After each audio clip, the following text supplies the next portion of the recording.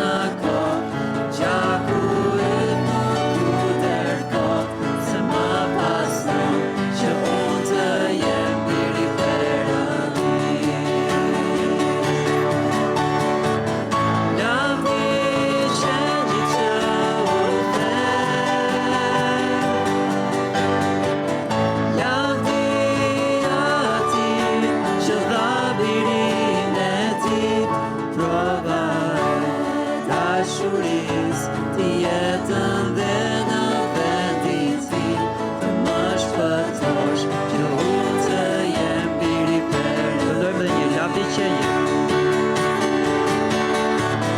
Lavdi që një që u the,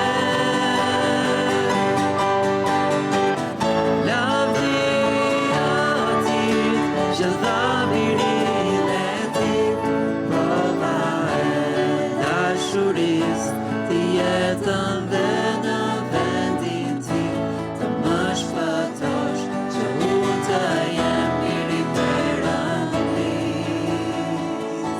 Të më shpëtosh, që unë të jem biri perëndis.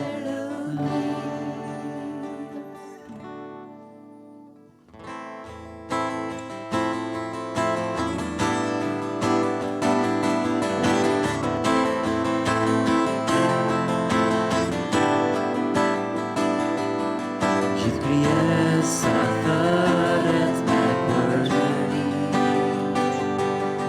me rëndime që veç ti mund t'i kuptosh, me urtësi ti gjithmonë përgjigjesh, fjalë të jetës jep, vazhdimi sot, dhe lavdia jote shkëlqerët nesh, jo t'ja besni krishihet nga të gjithë, dërsa mendojmë të tuat mrekulli, bukurinë e planit tënd, që na shpalose me ecim në gri. Ditën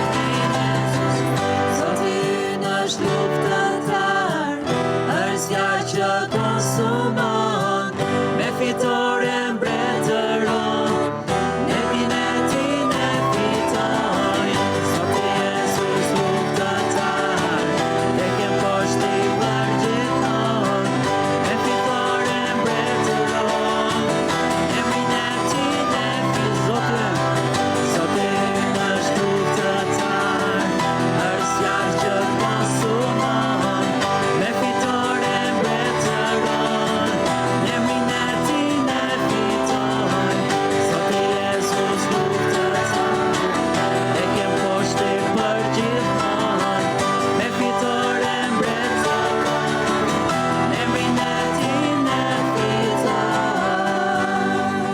Amen, amen. Mund të uleni?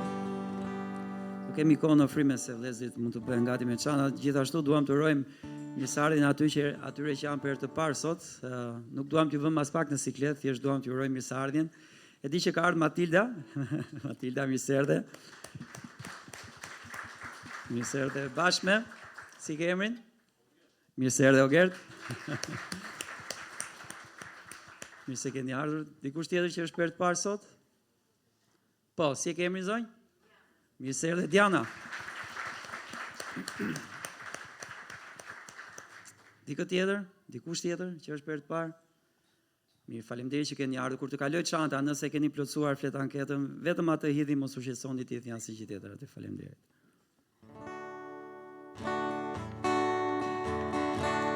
Ide një shëngji, që u therë për ne, ide një shtaj, të marrë pushtet, dhe pasuritë, dhe urtësinë, dhe fuqinë,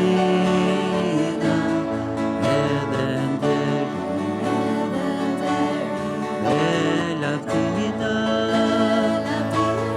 dhe bekimin, ide një shëngji, dhe një tizot, jetën le për ne,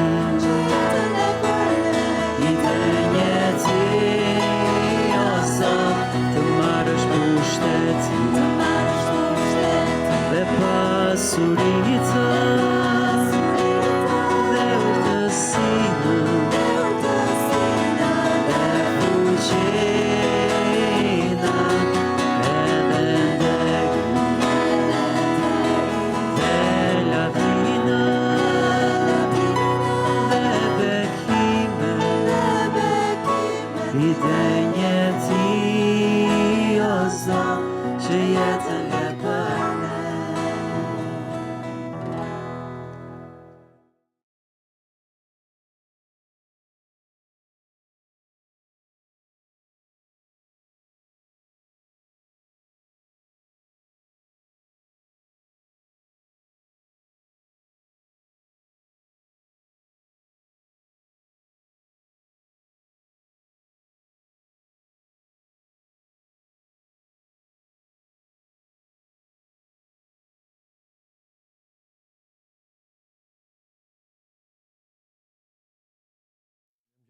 Mirëmëngjes gjithë.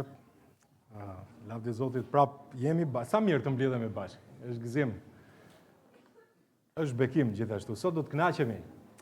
Ju mund thoni pse e thua. Ashtu është. Në fakt, nëse mbledhemi për fjalën e Perëndis, Zoti na bekon.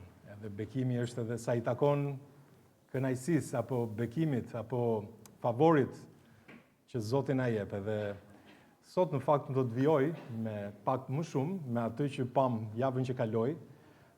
Edhe sot do të flas edhe për burrat. Në fakt ne të premten patëm një takim me burrat.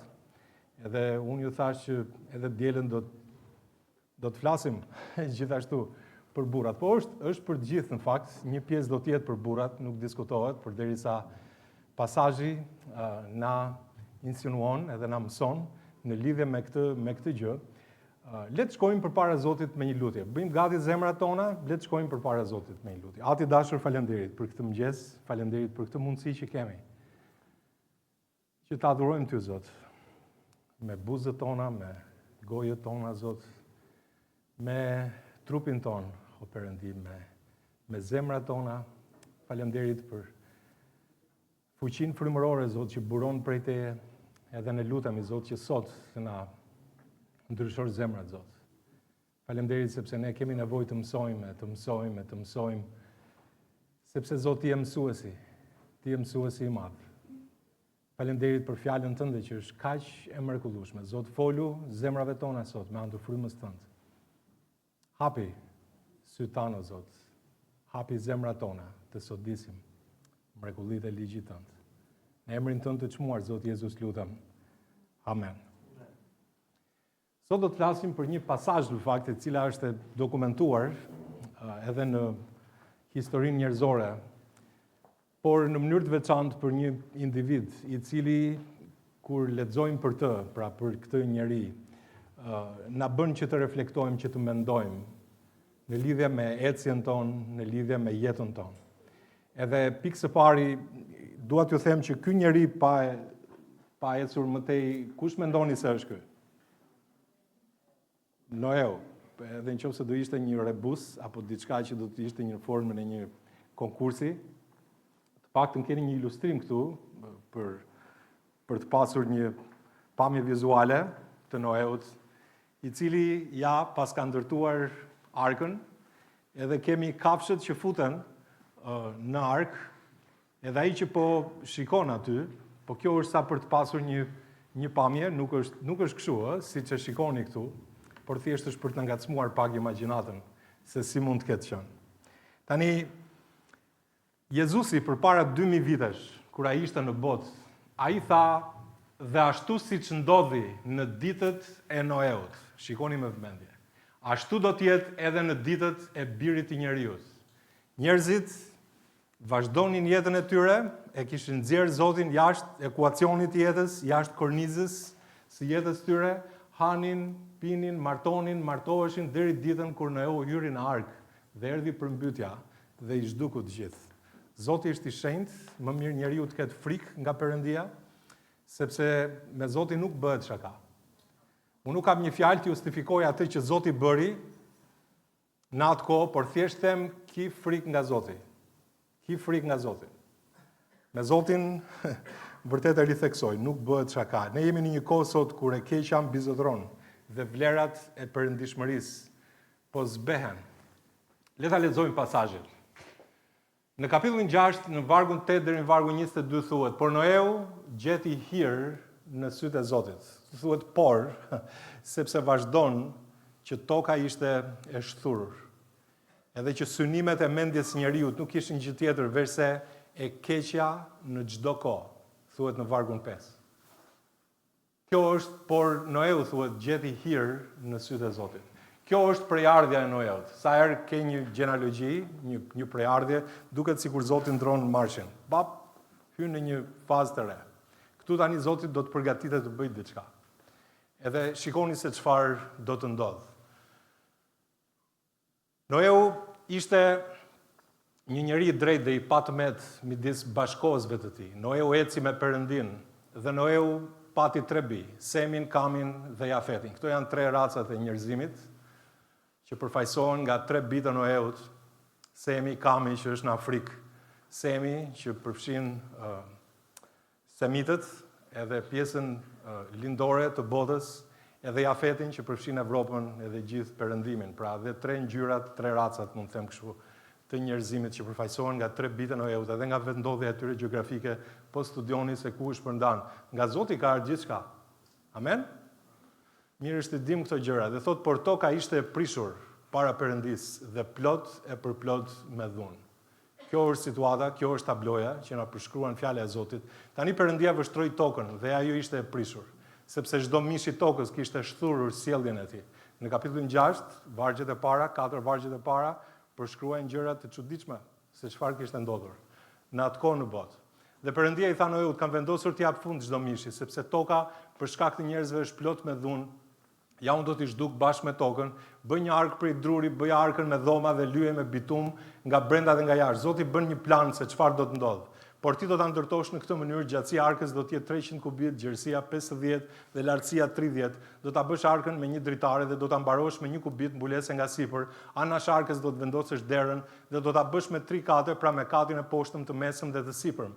Dhe ja unë vetë kam përcjell përmbytjen e ujrave mbi tokë për të shkatruar në qell çdo mish që ka frymëjete, çdo gjë mbi tokë ka për të vdekur, por unë do të caktoj beslidhjen time me ty dhe ti do të futesh në ark. Ti, bitë tu, gruaja jote dhe gratë e bijve të tu.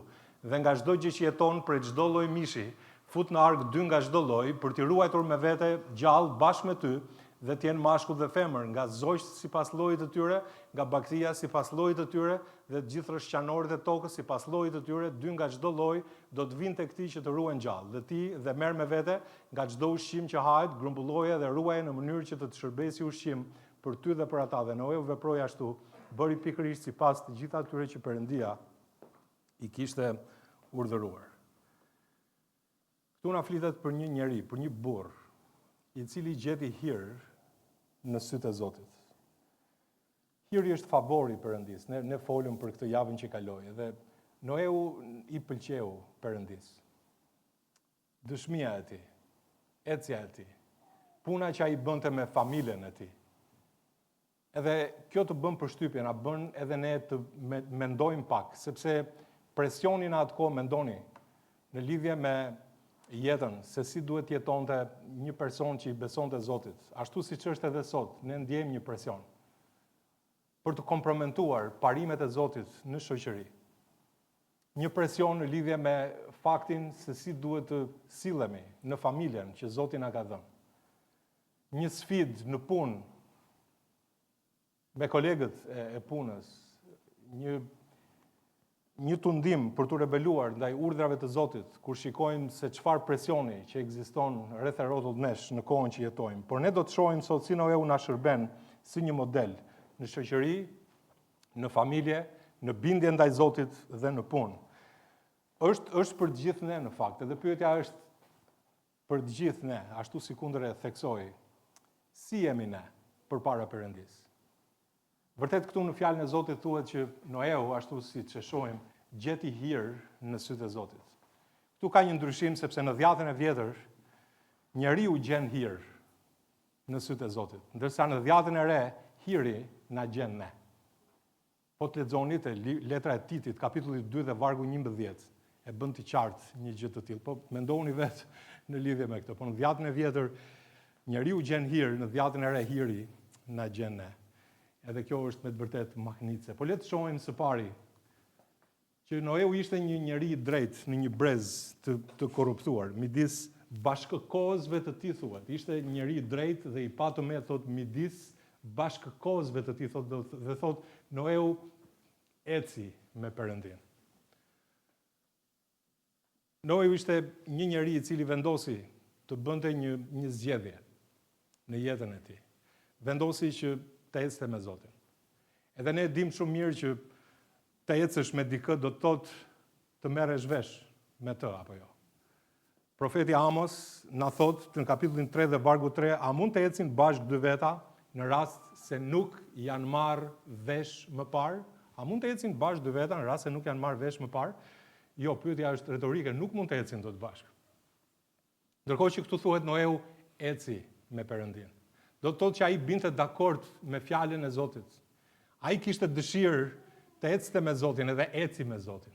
Tha Zot, unë jam dakord me atë që ti thua, më pëlqen ajo që ti thua. Edhe ai eci me Zotin. Kjo do të thotë që ndonse shoqëria përreth ishte zhytur në mëkat dhe në dhunë. Ai ishte një njeri i drejtë.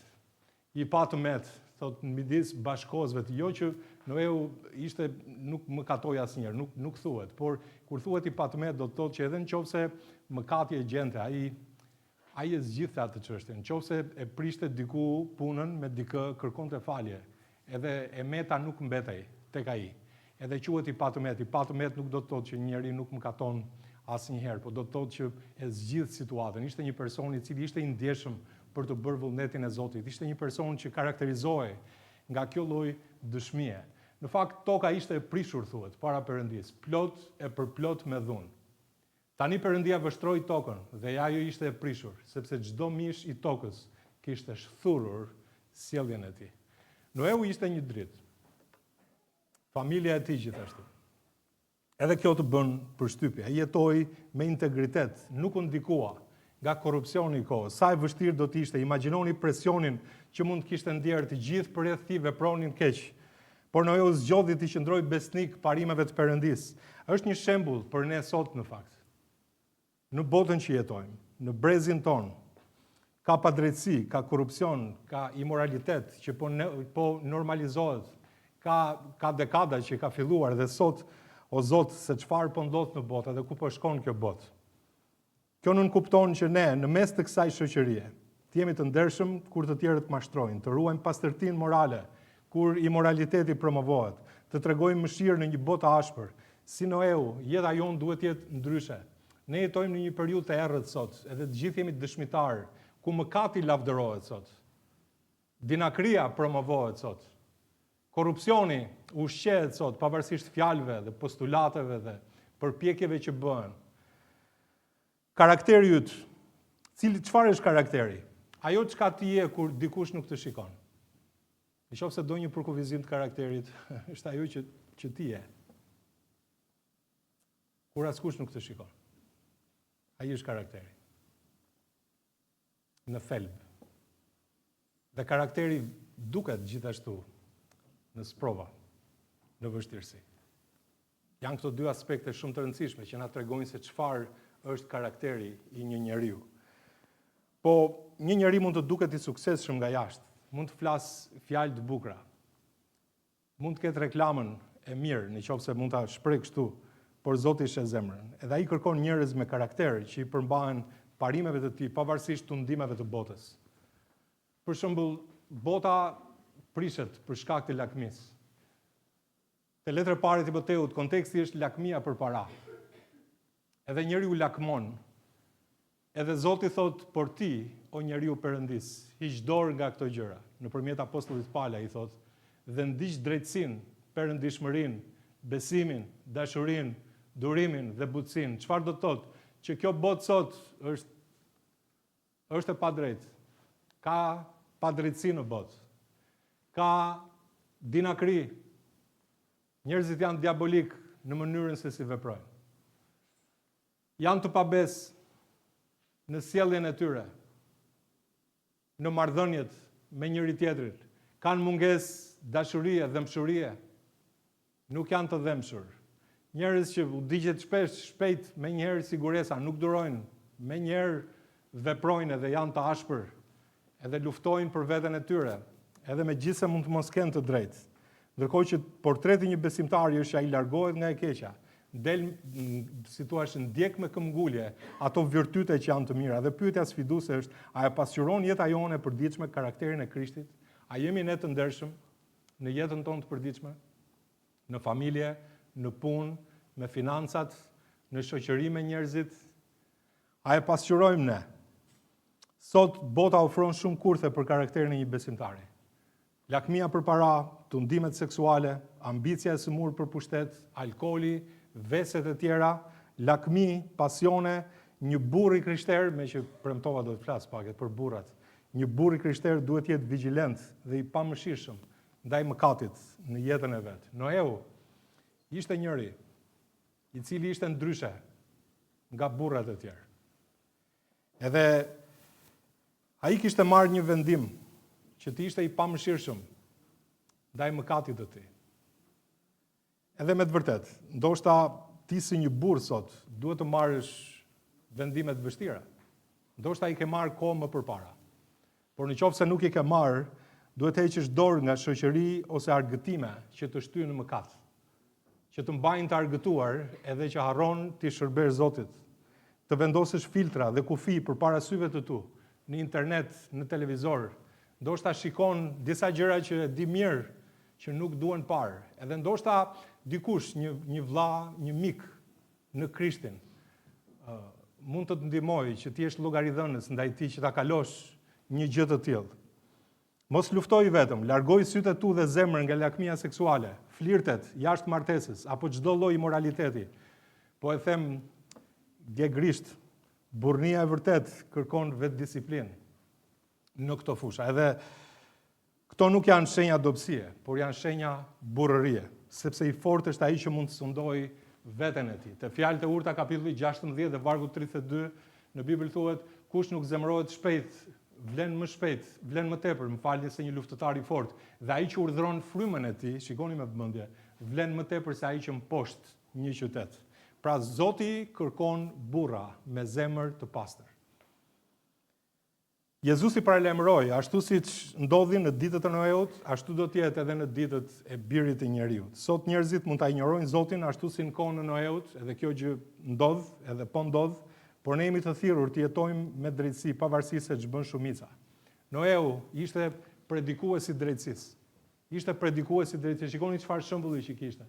Dhe nuk kurseu botën e lashtë, dëshmon apostulli Pjetër, por ruajti bashkë me të, thot, 7 të tjerë. Noeun, predikues të drejtësisë, kur solli përmbytjen mbi botën e të pabezëve. Mendoni se çfarë presioni që kishte Noeu në atë kohë. Nuk është se Noeu dilte përpara një podiumi, për shembull, në podium aty, edhe u fliste njerëzve, jo ai dëshmonte, jeta e tij ishte një predikim për njerëzit. Me vepra dhe me fjalë. Pavarësisht presionit. Ndërsa ndërtonte arkën, jetonte shenjtërisht, ai dëshmonte në botë drejtsinë e Perëndisë, gjykimin e tij. Edhe ai nuk ishte njëri që përdorte familjen si një justifikim për të mos qenë predikues i drejtësisë. Ai ishte predikues i drejtësisë. Sot ka besimtarë që përdorin familjen, dhe thonë që ne duhet të kemi familjen, të jepemi pas familjes, edhe harrojnë që duhet jenë predikues të drejtësisë. Në Bibël thuhet, e letra e parë Korintësve 7, ata që janë të martuar, thotë jetojnë sikur të mos ishin. Sepse bota ka nevojë sot për njerëz ndryshe, që janë predikues të drejtësisë, që predikojnë me fjalë dhe me jetë. Edhe nuk duhet përdorim asnjë justifikim sa i takon rolit që duhet kemi në shoqëri. A kujdese Noeu për familjen, po patjetër, ai ndikoi që familja e tij të shpëtohej, nuk diskutohet. Ai ishte i përgjegjshëm, ai pa diskutim. Noeu ishte shumë i veçantë. Prandaj gjeti hir, thot, në sytë e Zotit.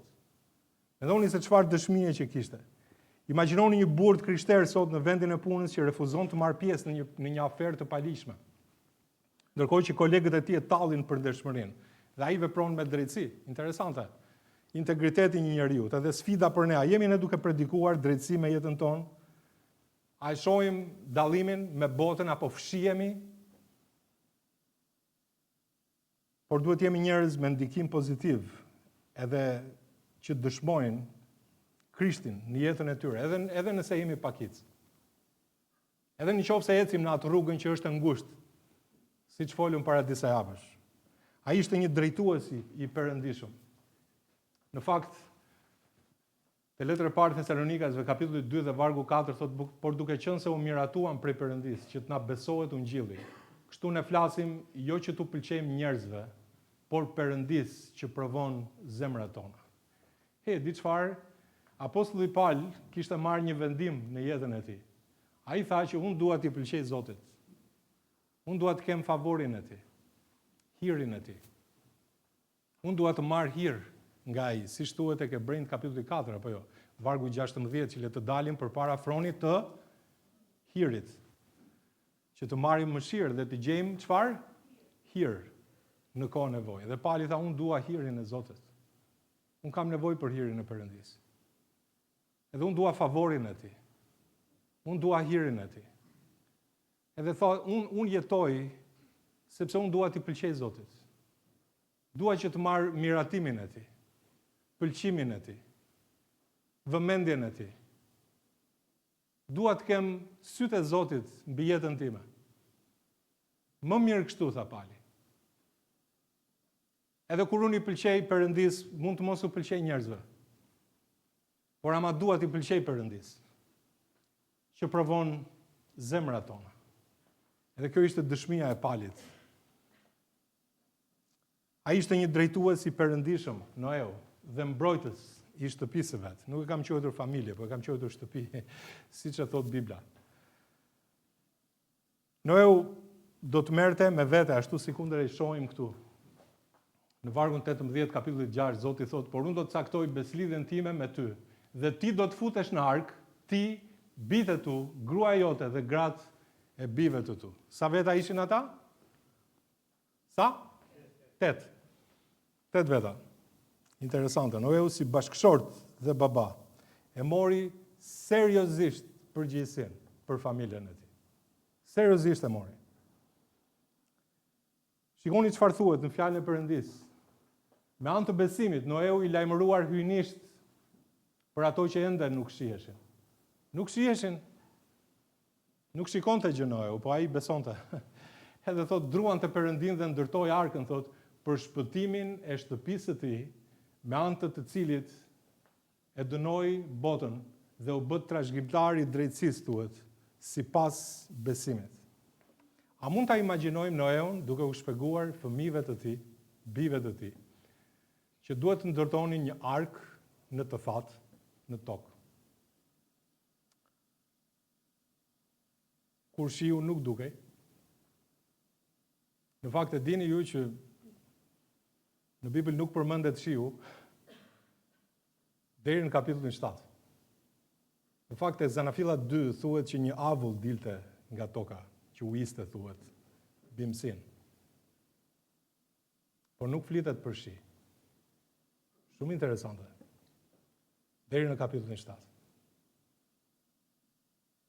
Edhe Noeu po u shpjegonte bijve që duhet ndërtonin një anije gjigande, një ark, po them, do të thënë ark siç e thot Bibla, po një anije gjigande, po e them unë.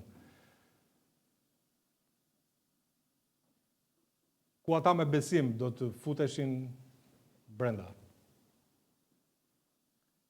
Për mendimin tim, një familje e tillë duhet të kishte shumë unitet. Si thoni ju? Mendo pak, asgjë nuk dukej. Si ishte dëgjuar në një gjë ndonjëherë për ndonjë përmbytje globale ose gjëra të tilla. Edhe Noeu sigurisht që duhet të ishte një udhëheqës, më pëlqen ta përdor këtë fjalë, një udhëheqës i fortë në familje. Jo thjesht një drejtues. Ai ishte një person që dinte ta çonte familjen aty ku duhej, në ditën e duhur.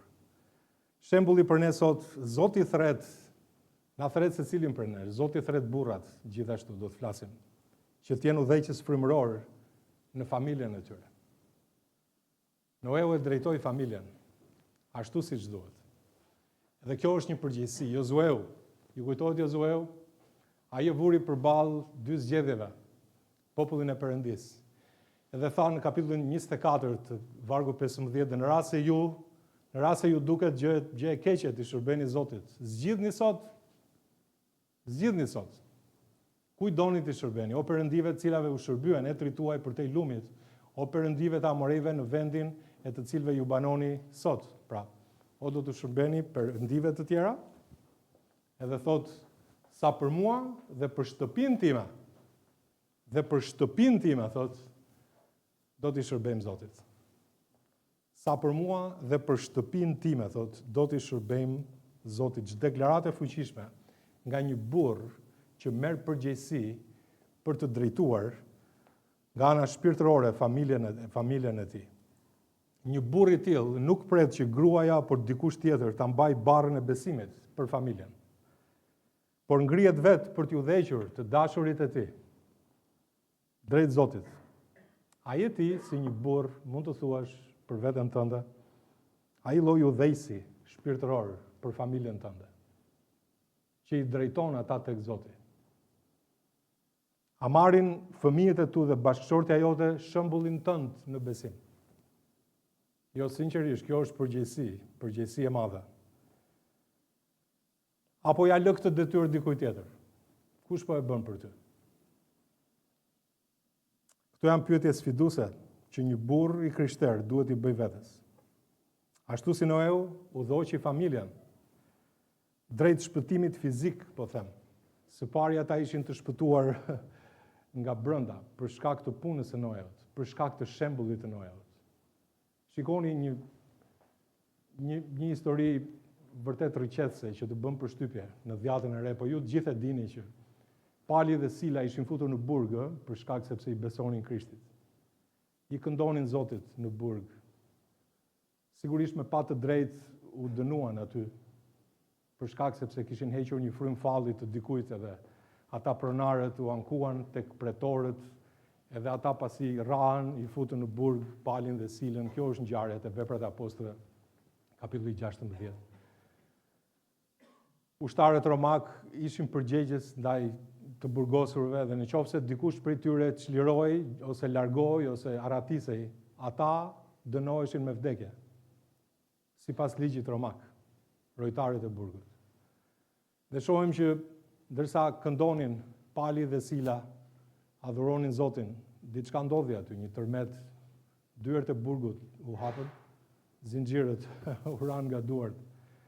Edhe rojtari i burgut u zgjua. Edhe pasi pa aty që ishin hapur dyert, ai kërkoi të vriste veten, kështu thuhet në fjalën e Perëndis.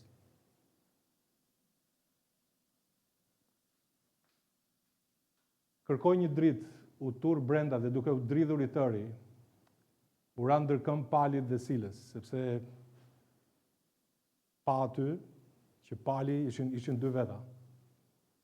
Pastaj i priu jashtë dhe u tha: Zotërinj, ç'duhet të bëj unë që të shpëtohem? Është pyetje e mirë. Pyetje e mirë. Ai ishte ndeshur me fuqinë e Perëndis.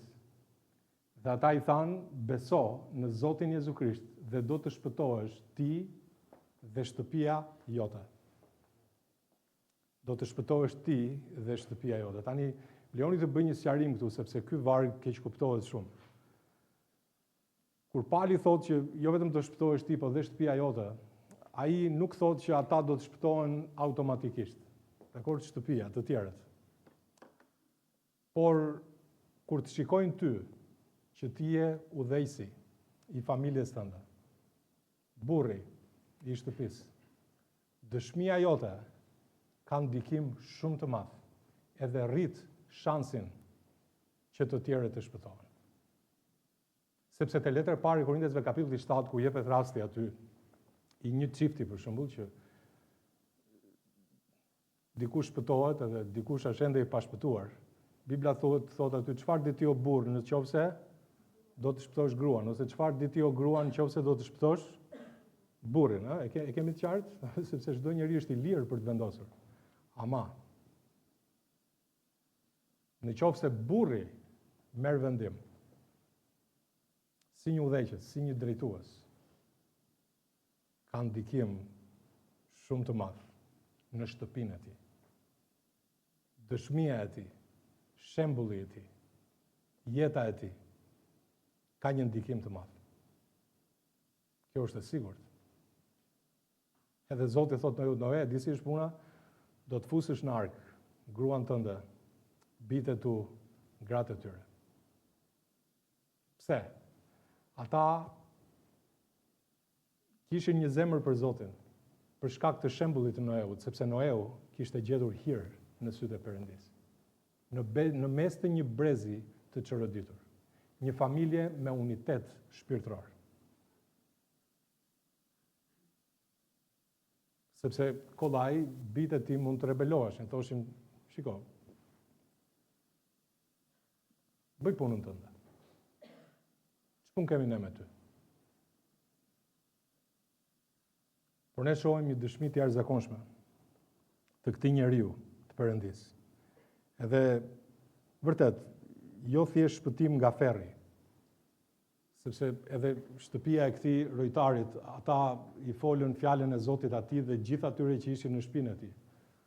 Sigurisht ata besuan në Zotin Jezu Krisht. Edhe pasi besuan në Zotin Jezu Krisht, ai mori në ato orë të natës, u lau plagët, dhe ai dhe të gjithë të tit u pagëzuan, thotë. U pagëzuan. Ata thanë: Zot, ne të besojmë ty, çfarë na pengon të pagëzohemi? Edhe pali i pagëzoi. Në Kish, ne duam të bëjmë pagëzim sërish. Shumë janë pagëzuar, ka prej jush që jeni shpëtuar ose keni qenë për kohë të gjatë në Kish, këtu në mesin tonë, edhe nuk jeni pagëzuar. Nëse dëshironi të pagëzoni, është një vendim i mirë pas shpëtimit.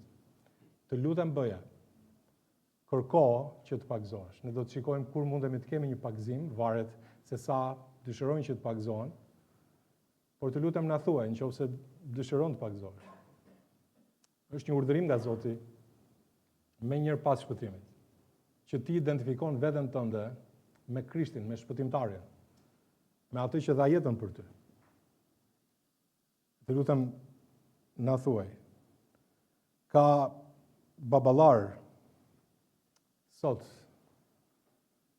në kohën që jetojmë, këtu në Kish, që janë të përgjegjshëm, që marrin një kohë, ndoshta jo çdo ditë, ka prej tyre që dëshirojnë ta bëjnë çdo ditë, unë kam dëgjuar shembuj në kishën tonë, por të paktën një herë në javë, që lexojnë Biblën me fëmijët e tyre dhe luten së bashku.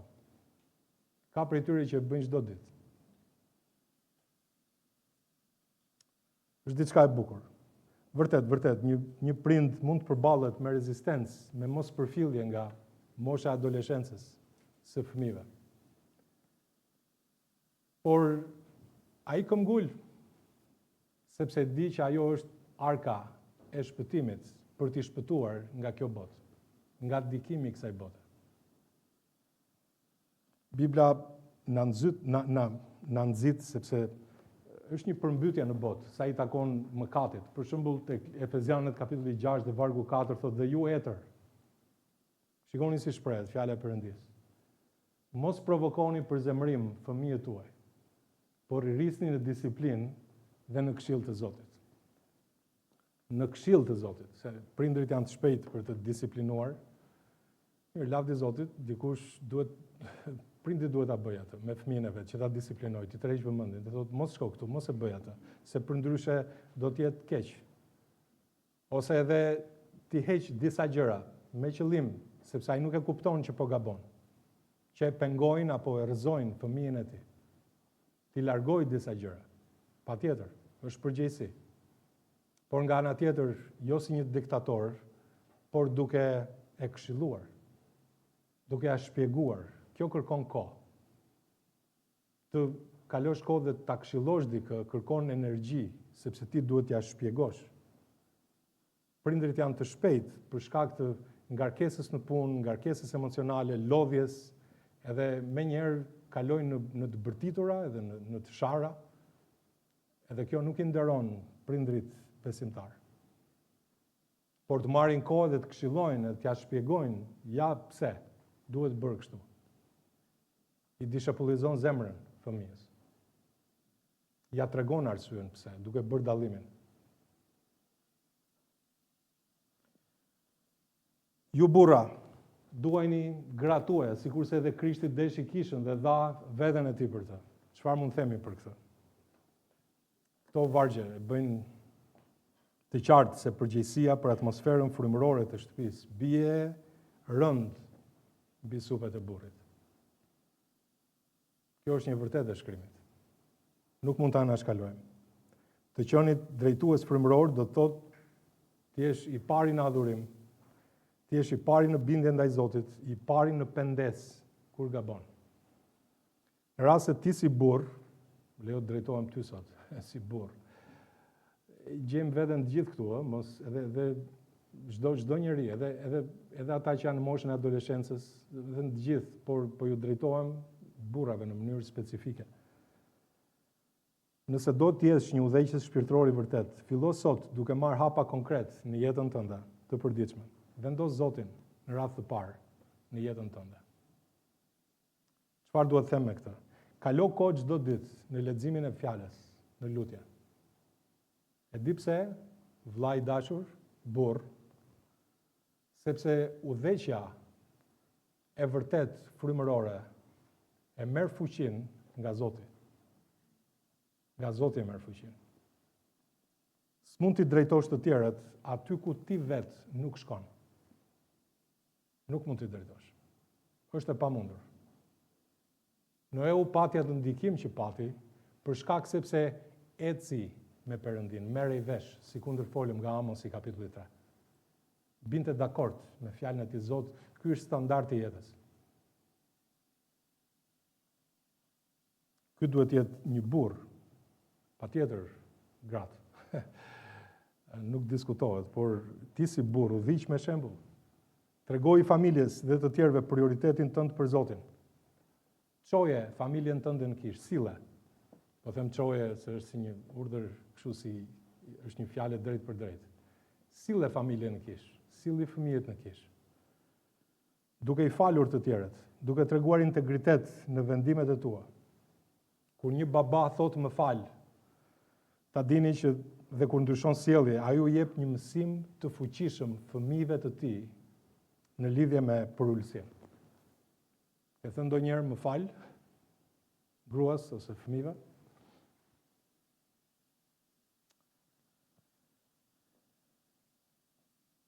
Shërbej familjes me gëzim, duke qenë i gatshëm përpara vetes tënde, mund t'i vësh ata.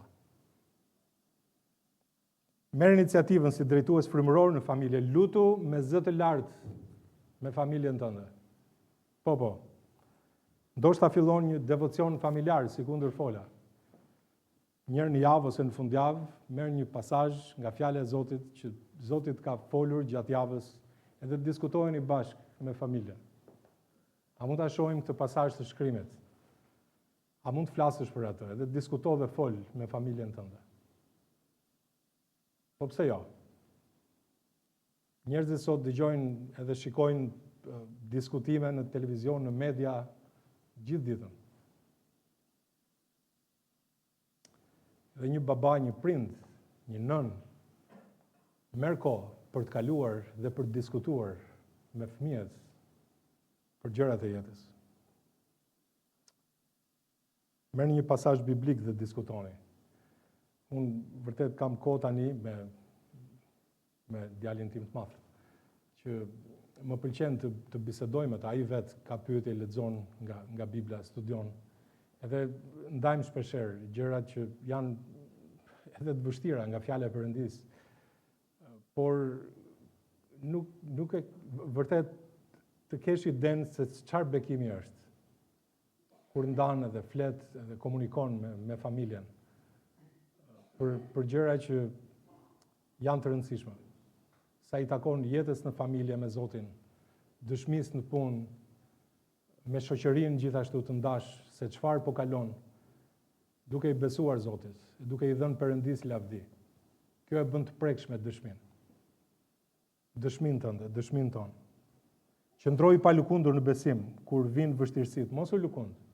Mos u lëkund. Familja jote duhet të shohë që ti je një njerëz që i beson Zotit. Edhe në stuhit më të forta. Zoti pret nga ne burrat që të jemi si priftërinj në shtëpi, mos ma keq kuptoni këtë fjalë, por si njerëz që ndërmjetësojmë në lutje për familjen tonë. Që u shërbejmë nevojave frymërore të familjes tonë, të gruas, të fëmijëve. As që diskutohet. Ndërmjetësojmë me lutje e dashuri për familjen dhe për kishën. Dhe për kishën. Zoti kërkon burra që ngrihen me guxim në shtëpinë e tyre, që ndërmjetësojnë në lutje dhe dashuri. A jemi ne të tillë? Në fakt, është një sfidë në kohën që ne jetojmë. Noeu nuk e shpëtoi dot botën, ai shpëtoi familjen e tij. Kjo është e vërtet, nuk diskutohet. Por çfarë do t'i vlente një burri, nëse unë do të kisha një përkthim personal për burrat, nga ai varg që përshkruhet tek Ungjilli Markut, kapitulli 8. Çfarë do t'i vlente një burri nëse ai do të fitonte gjithë botën? Punë, karrierë, nëse do të humbiste familjen. Mendoni pak, çfarë vlerë do të kishte? Fiton gjithçka edhe humb familjen. Vllai i dashur, ti që je burr, familja jote nuk ka nevojë vetëm për mbështetje financiare, për të ardhura, po ka nevojë për praninë tënde, për fjalët e tua të urta, për dashurinë tënde në familje. Ka shumë nevojë. Ka shumë nevojë për shembullin tënd. Një fëmijë mëson ç'është ati qiellor. Si është ati qiellor përmes prindit të tij. Si është Zoti ai mëson përmes prindit. T'ju tregoj një histori rrëqese. Ishte një fëmijë në një familje besimtaresh, të devotshëm, me një smundje të pashërueshme, ky fëmijë. Edhe ishte ende i mitur. Edhe babai i tij me lot në sy, tha, unë duhet t'ja them se çfarë do të ndodh me jetën e tij së shpejti. Shkon vetëm për vetëm dhe i thot, birë, së shpejti ti do të takosh Jezusin. Nuk do t'jesh më këtu me mua, me ne. Edhe fëmia i thot, babi, në qoftë se Jezusi është si ty, unë nuk kam frikë të vdes dhe ta takoj.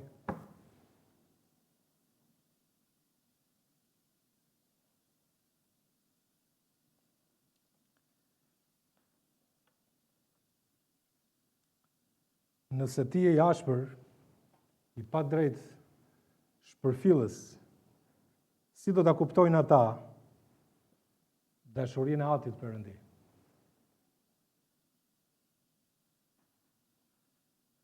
Kur je i kujdesshëm, i dashur, i drejt, ti po u tregon atyre pak nga karakteri i Perëndis. Sepse ata mësojnë se si është Ati qellor përmes teje, përmes jush si prindër. Zoti na thret që të jemi priftërinj në shtëpitë tona, duke i drejtuar me dashuri drejt Krishtit, si Noeu. Si Noeu. Le të bëjmë atë që kemi në dorë, që gruaja, fëmijët të jenë brenda arkës së shpëtimit, kur vjen stuhia. Kur vjen stuhia. Noeu, një njeri i bindur, një njeri që i besoi Perëndis, edhe Zoti i shpjegoi planin. Dakor, i tha Noe, di si është puna, ti do të ndërtosh një arkë. Arka do të ketë këto përmasa, do të jetë me 3 kate, do ta lyesh me bitum brenda, jashtë, edhe do të veprosh kështu dhe ashtu, edhe Zoti i tregoi planin Noeut. Dakor, edhe vërtet i tregoi se çfarë do të bënte. Kur një njeri ecën me Zotin, gjen hir në sytë e Perëndis, ai i tregon se çfarë do të ndodh. Çfarë do të ndodh? Zoti na flet përmes fjalës së tij. Ti mund thuar sot, po mirë, Zoti mua ka kohë që nuk më flet. A lexon nga fjala e Zotit, sepse aty do ta gjesh fjalën që ai ka për ty. Mbase thua, po mirë, unë kam lexuar nga fjala e Zotit të kohë, po nuk më ka treguar diçka. Pyetja ime është, a ecën me Zotin? Ashtu si shohim nga Noeu? A bie dakord, a bindesh për ato gjëra që Zoti thot? Sepse nëse nuk bindesh, atëherë nuk të tregon më. Nuk të tregon më. Zoti i dha instruksionet e detajuara Noeut për ndërtimin e arkës dhe Noeu u bind plotësisht Zotit pa hezitim. Shikoni në vargu 22, Noeu veproi ashtu, bëri pikërisht sipas gjithë atyre që Perëndia i kishte urdhëruar. Filloi të ndërtonte një arkë. Mendo pak, larg detit, nuk shihej ndonjë përmbytje apo që të binte shi, lëre më përmbytje. Edhe ai besoi fjalës së Zotit përtej asaj që shihte. Ne e lexuam këtë vargu në fakt, po a është këtu ky vargu? Jo. Ta lexoj edhe një herë Hebrejt 11 vargu 7, me anë të besimit, Noeu i lajmëruar hyjnisht për ato që ende nuk shiheshin. Ende nuk shiheshin. Druan të Perëndin dhe ndërtoi arkën për shpëtimin e shtëpisë së tij, me anë të cilit Noeu e dënoi botën dhe u bë trashëgimtar i drejtësisë sipas besimit. Ai nuk i shihte, po i besoi Perëndis. Çfarë shembulli? Pse? Sepse Noeu e dinte se ç'do të ndodhte në të ardhmen. Edhe megjithëse nuk dukej. Ky është besimi. Noe, do të vi gjykimi. Tha Zotit, po Zot, e besoj. Kur ti krijove botën, nuk e ke problem të bësh as këtë gjë tjetër. Edhe Zoti na thot ne, unë po vi shpejt. Amen? Ai besojmë faktit që Zoti do të vi. Përsëri. Pse? Sepse ne e dim të ardhmen. Fjala e Zotit na e thot. Zoti na ka shprehur në fjalën e tij. Dhe besimi i tij u dëshmua nëpërmjet bindjes praktike, nuk argumentoi me Zotin Noeu, nuk e shtyu për më vonë. Ose ti thoshte Zoti, çfarë po thua? Po ai filloi punën. Filloi punën. Edhe ishte një bindje e tij e menjëhershme. Ata e pa Noeun duke ndërtuar arkën, gjithë brezi asaj kohe. E pa Noeun. Nuk kuptoi asgjë thuhet. Tek Mateu 24:39 dhe nuk kuptuan asgjë derisa erdhi përmbytja dhe i hoqi të gjithë. Kështu do të jetë edhe në ardhjen e Birit Njeriut. Sot ne dim që këto vargje i përkasin periudhës mundimit të Jakobit. pas marrjes kishës. Po shikoni ditët e sotme. A janë njerëzit të ndjeshëm ndaj Zotit të gjithë? Shumë pak kur ju ndani ungjillin. Janë të gatshëm t'ju dëgjojnë. Në ditët e birit njeriut nuk kuptuan asgjë thuhet, derisa erdhi përmbytja. Njerëzit janë totalisht të mpirë. Edhe kjo është situata edhe sot. Tani, mendo pak të ndërtosh ark, sepse përmbytja do të vi kur e ritheksoj këtë, kur asnjë gjë nuk dukej në horizont, asnjë pikë shiu nuk dukej. Dini çfarë mësimi marrim ne në lidhje me këtë, që nuk duhet, le të them, ti argumentojmë urdhërimet e Zotit, ose nuk duhet të themi ndonjë gjë kundër urdhërimeve të Perëndis, të cilat sfidojnë egon ton, sfidojnë dëshirat tona dhe logjikën tonë. Shumë nga urdhërimet e Zotit e sfidojnë dhe logjikën. Për shumë Zoti thot, ka bërë dikush faj ndaj teje fale. Reagimi ju një parë do të si ta falun atë? Po Zoti sfidon logjikën tënde. Vepron ndryshe. Vepron ndryshe. Ndërto arkën në ark kur është thatësir, ku është shiu? Do bjerëshi, çfarë është shiu? Si një fenomen. Se nuk e kuptoj. Noe, kataraktet e qiellit do të hapen. Ti ndërto arkën. Ndërto arkën. Zot, po çfarë do të thotë kjo? Po sikur ta shtym më vonë. Jo. Sado sfiduese për logjikën dhe për egon e Noeut të ishin ato urdhrime. Noeu nuk debatoi, edhe ju bind Zotit pa kushte. Jezusi vetë u thot dishepujve, nëse më doni, mbani urdhrimet e mia, te Gjoni kapitulli 14. Bindja jonë ndaj Zotit është prova e dashurisë dhe besimit tonë tek ai. Zoti na kërkon që ne të ndërtojmë arka. Dakor, ku njerëzit mund të gjejnë stre. Do të thënë si mund të jemi bekim për tjerët, edhe të bëjmë gjëra që bota nuk i kupton, por frytet e bindjes do të jenë bekim. Bindja jonë kur s'do të jetë e kot. Dhe sfundi, Noeu besnik dhe i palodhur në çdo përgjegjësi. Shpenzoi vite. Sa vite? Shumë vite. Jepet ajo shifër në fjalën e Perëndis. Bëri një punë kolosale për të ndërtuar një ark kolosale.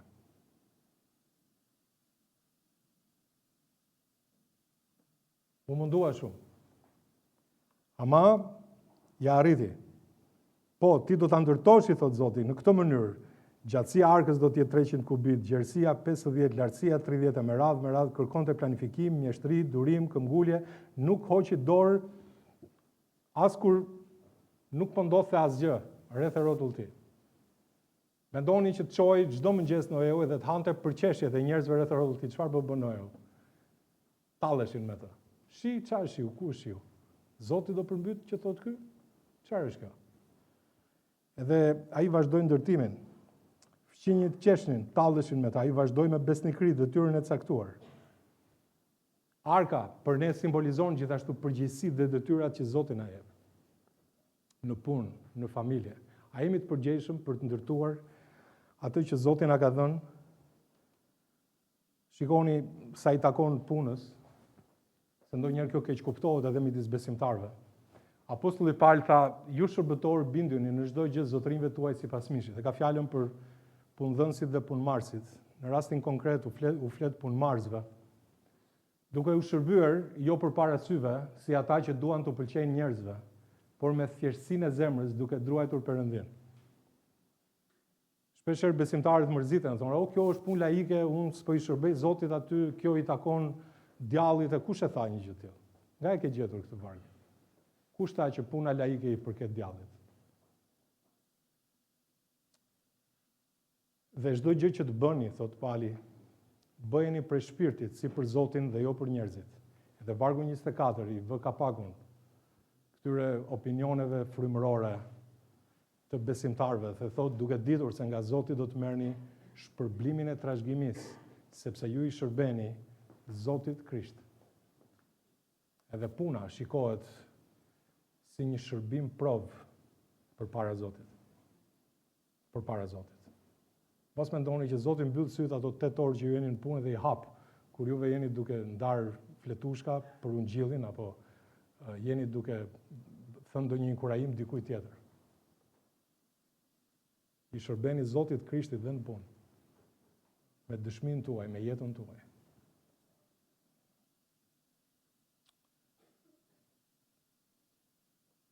Noeu gjithashtu ilustron qëndrueshmërinë në shërbes. Interesante. A jemi ne duke i shërbyer Zotit?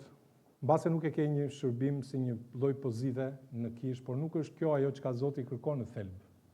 Vlla i dashur dhe motër e dashur.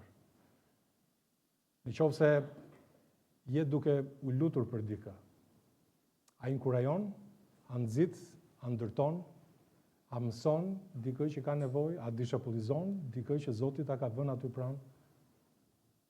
A jep kontributin tënd? A ndihmon në familjen e Zotit edhe me duart e tua? Nëse nuk bën diçka frymërore që e quan të vështirë për ta bërë, po a mund ndihmosh nga ana fizike? Çfarë do që të jetë? Në Bibël thuhet që Zoti na jep ne dhunti. Edhe ato janë për dobinë e përbashkët, thuhet e letra e parë e Korintasve 12 dhe vargu 7. Mëson, këshillon, shërben me duart e tua, vëre në përdorim atë që Zoti ka dhënë për lavdinë e tij. Çfarë do që mund t'japësh? Rezultatet mbase nuk i merr me një herë. Nuk ka problem. Edhe ky është vargu i fundit që do lexojmë. Po Pali thot, prandaj o vëllezër e të dashur, qëndroni të fortë dhe të patundur, duke tepruar për herë në veprën e Zotit. Ja vlen, tepro. Nëse thua, ja kam bërë kaq. Zoti thot, vazhdo. Vazhdo sepse ja vlen të bësh veprën e Zotit. Duke ditur se mundi juaj nuk është i kot. Nuk është i kot në Zotin. Tepro në dashuri. Tepro në veprat për Zotin. Tepro në ndihmë ndaj tjetrit. Tepro në këshill. Tepro në besim, i gjejmë këto në shkrime. Nuk është i kot mundi. Një njeri shihet model nga mënyra si punon, si shërben, me ndershmëri, me zell, pa ankim, pa u lëkundur nga vështirësitë. Le të ulim kokën gjithë. Njësoj si Noeu, le të ulim kokën. Historia e tij na flet me forcë të madhe. Ai gjeti hir në sytë e Zotit, sepse zgjodhi të jetojë ndryshe nga bota. Na tregon se një njeri vetëm me besim dhe bindje mund të bëjë një ndryshim të jashtëzakonshëm. Ti mund të bësh një ndryshim të madh në familjen tënde, në punën tënde. Kënaq Zotin, shpëto familjen, dëshmo për drejtësinë, përmbushe misionin hyjnor. Zoti po kërkon për Noe të rinj, le ta them kështu. Njerëz që do të jenë të drejtë në një botë pa drejtë, që do të udhëheqin familjet drejt Krishtit, do t'i binden Perëndis pa hezitim, do t'i shërbejnë atij me zell. Ka nevojë për njerëz në kish, si Stefani, që predikoi me guxim, si Filipi, ungjilltar, si Barnaba, biri i inkurajimit, si Epafrai që lutej, jepej në lutje, si Pali, një mësues i fortë i Biblës, si Lidia, e cila ishte biznesmene dhe nuk rreshti me dëshminë e saj për Krishtin, si Akuila dhe Prishila, një çift model në fjalën e Perëndisë, si Timoteu, një nxënës besnik i cili bënte dishepuj, mësonte dhe të tjerë. Le të reflektojmë secili për zemrën tonë, cila pjesë e shembullit të Noeut na mungon sot, cila të mungon ty, ndoshta po ndjen që je i dobësuar. Qëndrimi yt është i dobët. Ke bërë kompromis me mëkatin në botë. Ndoshta e kupton se s'po i kushton shumë kohë dhe vëmendje familjes për gjërat e Zotit. Dikush tjetër mund të pranojë se s'ka qenë plotësisht i bindur ndaj zërit Perëndis në ndonjë fushë të jetës. Nuk e di si është sot situata me ty, po sot është dita për ndryshim. Mesazhi Noeut na thret të pendohemi. Ku kemi gabuar? Të angazhohemi sërish fuqishëm si njerëz perëndishëm. Mos harrojmë, Noeu nuk ishte i përsosur me forcat e veta, i gjeti hirët e Zotit. Ne kemi nevojë për hirin e Perëndis, për fuqinë e frymës së tij. udhëheqjen e Krishtit që të jetojmë si Noeu. Ai na fton që të bëhemi si Noeu, Zoti. Kjo do të thotë të jemi guximtar kundër rrjedhës së mëkatit, të jemi udhëheqës frymëror në shtëpitë tona, të jemi plotësisht të bindur ndaj fjalës së Zotit, të jemi punëtor të palodhur në çdo detyrë që ai na jep. A do t'i përgjigjesh ftesës? Zoti troket. Ndoshta është koha të marrësh një vendim sot. A mund të bësh ti një beslidhje personale me Zotin, ashtu si Zoti lidhi një beslidhje me Noeu? A mund t'i thuar Zotit, Zot, unë dua që t'jem ndryshe në këtë brez. Dua të lidh këtë beslidhje me ty. E dua të kem ndikim tek familjarët e mi, tek njerëzit e mi që më rrethojnë, që t'i fus në ark. Mund të t'i thuar Zotit, Zot, unë dua të bëj një beslidhje me ty. Nëse e ndjen se Zoti po të rreth për një ndryshim të tillë, hape zemrën ndaj tij. Ndoshta do të thotë të ofrosh ndihmë aty ku shen nevojë. A mund t'i japësh zemër dikujt që është në depresion?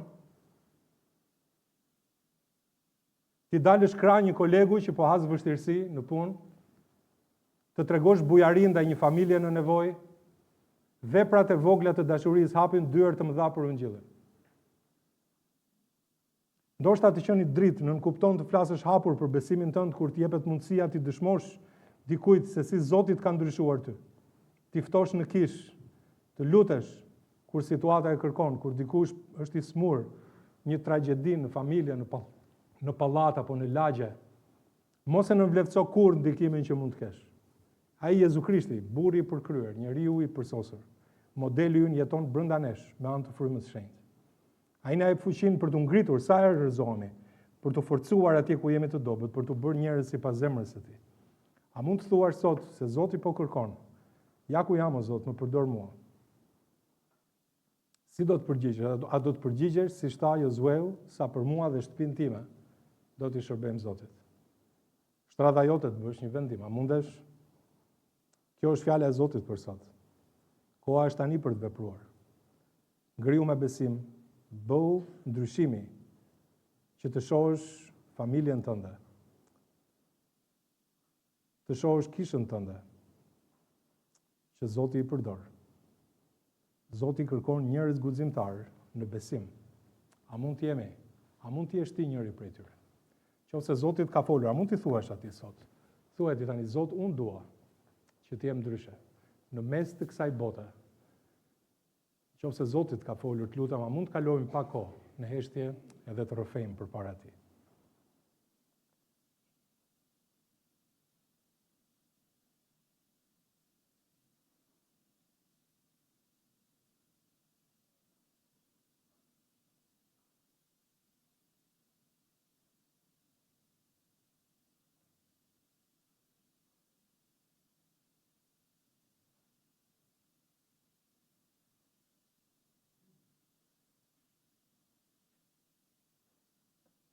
Pasë dikur sot që ka ardhur për të parë, ka dëgjuar për shenjtërinë e Perëndis edhe për Jezu Krishtin, i cili erdhi dhe vdiq në kryq për mëkatin ton. Ai vdiq në kryq për mëkatin tënd gjithashtu. A mund të pranosh sot që përpara Zotit që është i shenjtë, meriton pagën e mëkatit që është vdekja? Në Bibël thuhet sepse të gjithë mëkatuan dhe u privuan nga lavdia e Perëndis. Një mëkatar është shkelës i ligjit të Zotit edhe pagesa është vdekja. A dëshiron ti sot shpëtimin e vërtet, të futesh në barkë? Edhe barka është në këtë simbolik Jezu Krishti, i cili erdhi edhe vdiq në kryq për mëkatin tënd. A mund të hysh tek Krishti? Ai do të jap jetën e përjetshme. Nëse je këtu sot dhe dëshiron që të japësh jetën tënde Krishtit, a mund t'i thuash atij Zot, unë e pranoj që jam mëkatar. Edhe unë e pranoj dashurinë tënde që ti vdiqe në kryq, derdhe gjakun tënd, që unë duke besuar tek ti të kem jetën e përjetshme, shpëtimin nga mëkati dhe nga ferri. A mund t'i thuash atij sot? Thuaj pas meje, Zoti Jezus, faleminderit që ti erdhe në kryq. Vdiqe aty për mëkatin tim. Faleminderit që derdhe gjakun tënd për të më dhënë mua shpëtimin. Zot, unë dua të shpëtohem sot. hap zemrën time të pranoj ty si Zotin dhe shpëtimtarin e jetës time. Zot Jezus, faleminderit për të gjitha. Në emrin tënd të çmuar lutem. Amen.